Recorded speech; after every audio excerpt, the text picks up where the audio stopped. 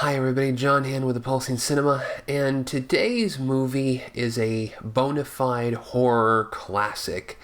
It's the early 80s blast from the past, Basket Case by Frank Henenlotter, the great Frank Henenlotter, his first film, and what a doozy.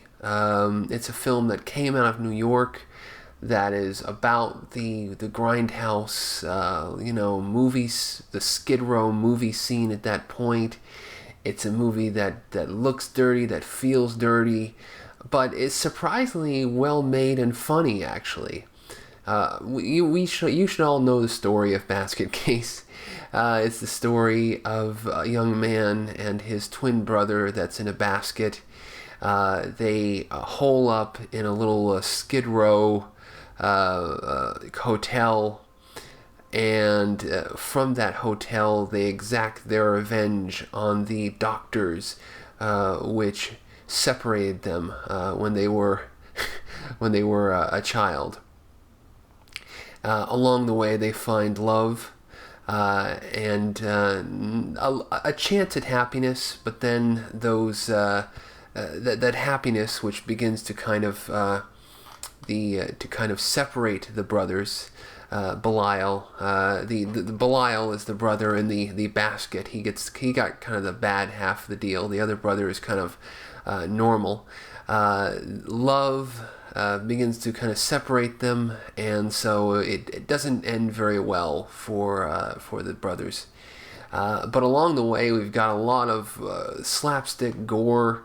We've got this film feels like somewhere between like Herschel Gordon Lewis, which I know is a big inspiration for Frank Henenlotter. I mean, Frank Henenlotter is, he made the Basket Case sequels, and then he made Brain Damage, and he made recently his latest film was Bad Biology, and these are all really fucked up movies. These are all really movies who are, these are the movies of someone who, sat through the grindhouse double features in New York in the 70s and early 80s and just soaked in all the sleaze, all the bad horror movies, all the crazy European films, and then from that, out of that comes films like Basket Case.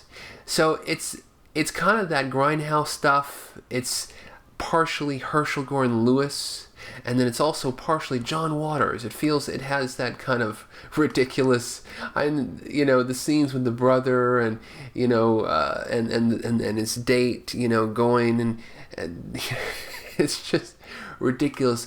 Belial is for a no budget to low budget film. Belial looks surprisingly good.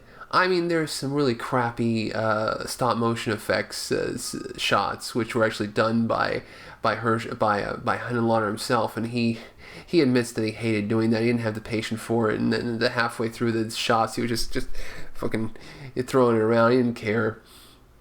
But Belial, he looks like a misshapen eraser.